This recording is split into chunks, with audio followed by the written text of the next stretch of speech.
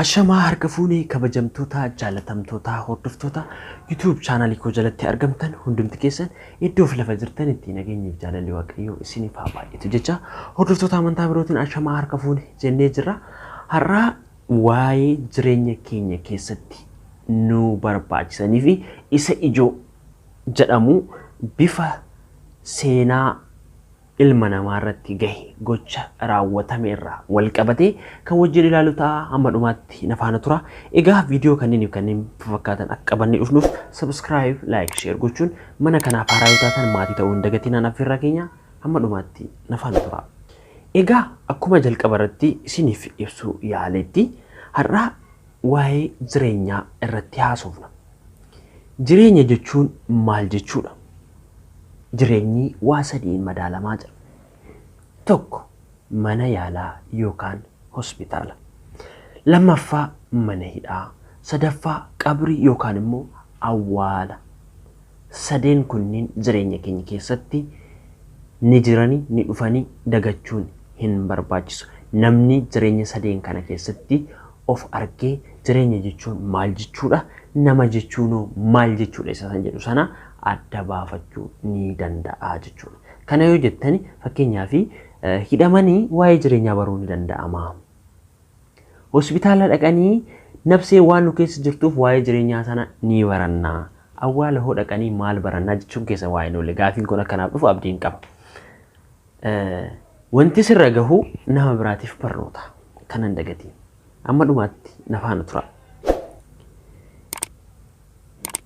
Jireenya keessatti waan sadan kana baruun yookaan jiraachuu isaanii beekuun hiika jireenyaa beekuuti.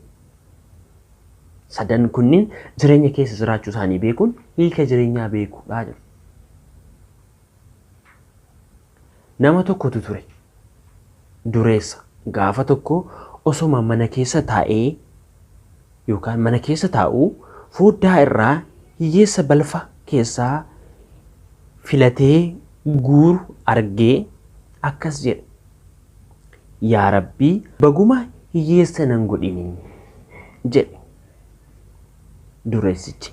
Hiyyeessichis inni hiyyeessaa sun osoo deemaniin argee akkas jedhe. Yaa Rabbi galanni keeti. Kan dhibamaa nan godhin akkan dhaabbadhee deemuu na gootee jechuun bira darbe.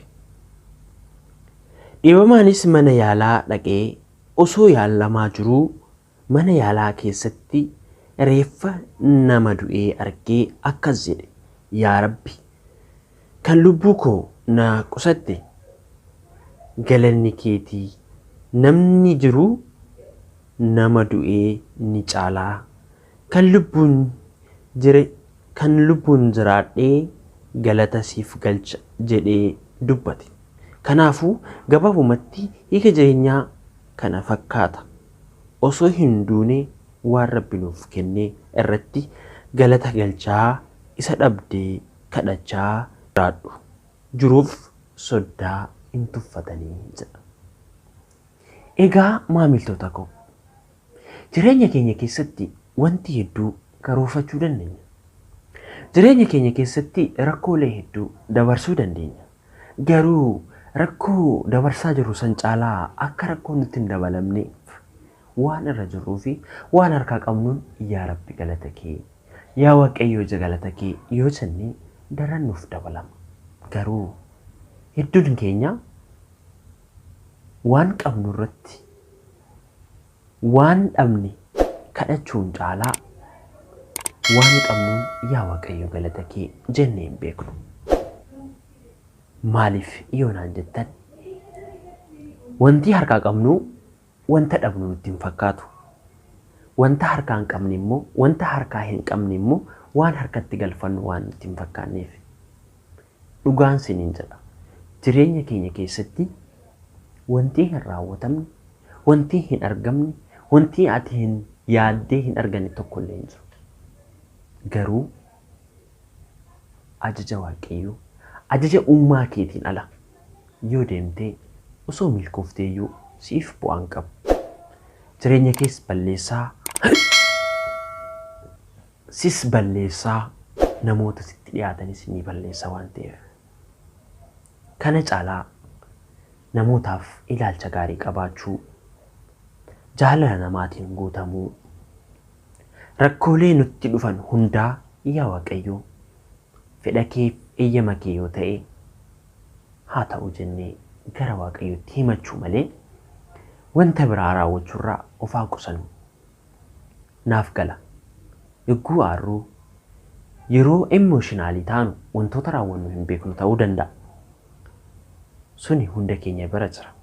Garuu immoo haala danda'amuun osoo of tasgabbeessinee yaadaa fi nuti itti yaadnu sanaa fi gocha dhufe sana bifa xiinxallaatiin daawwannee gama waaqa keenyaatti iyyanne yookaan immoo himannee wanta har'a dhabne sana boru argachuu dandeenya. Kana yoo isiniin jedhu kuni hunduyyuu anaaf isin akkanatti teenyee akka teenyuyyuu kan nuuf eeyyame isa waan ta'eedhaaf.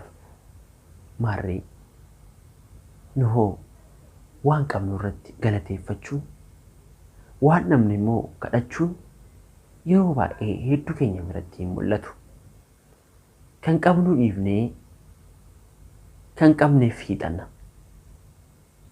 Garuu kan qabnu sana irratti yaa Waaqayyo galata kee kan kana naaf kennite borus kana ol naaf kennite jennee yoo galateeffannu dhugaan siniinsadhaa daran san caalaa akka gammannu taasisa malee nun gaddisiisanuu amansiisanii waan itti amantaniin gama waaqa keessanitti iyya lallabaa kadhadhaa. Inni nu dhooggate hin beeku, nu dhooggachuus hin fedhu. Yeroo tokko tokko waan yaadnee dafnee argachuu baachuu dandeenya. Sababni isaa maal akka ta'e beektu? Wanti ati barbaaddu sun, wanti ati argachuuf hawwite sun yeroon isaa hin qaqqabne waan ta'eef. Daa'imni tokko fakkeenyaaf daa'imni tokko haati abbaa warraa isheerraa ulfooftee ji'oota muraasa booddee ilma yookaan shamara yookaan dhiiras ta'e shamara deessi. Garuu ilma gaarii yookaan immoo shamara gaarii kan fayyaa qabu, daa'ima fayyaa qabu argachuudhaaf ji'oota Waaqayyoon kennee ji'oota 9 sana gaafa guute. Achii gaditti yoo daa'imni sun dhalate rakkoo wayii irra ga'uu danda'a. Kanaafi Waaqayyos waan nuuf ta'u waan beekuuf yeroo barbaadnu sanatti nuuf hin kennine malee kennuu dadhabee harkaa dhumee raawwachuun itti ulfaateetii miti. Wanta nuuf ta'u isatu nuuf beeka. Maarree filannoon keenya yeroo hundaa waaqa keenyaan nuuf haa ta'u. Turtii gaarii qabaadhaa. Isin jaaladha. Namoonni mana kanaaf haaraa taatan fi gorsi kun isinitti tole komentii jalatti naaf barreessaa. Hanga dhuma viidiyootti waan na faana turtaniif guddaa galatoomaa. Mana kanaaf haaraa yoo taatan mana kana subscribe, like, share gochuun hamma dhumaatti viidiyoo kana daawwachuudhaan share akka gootan abdiin qabaa. Hundi keessaniyyuu isin jaalannaa horaa bulaa deebanaa.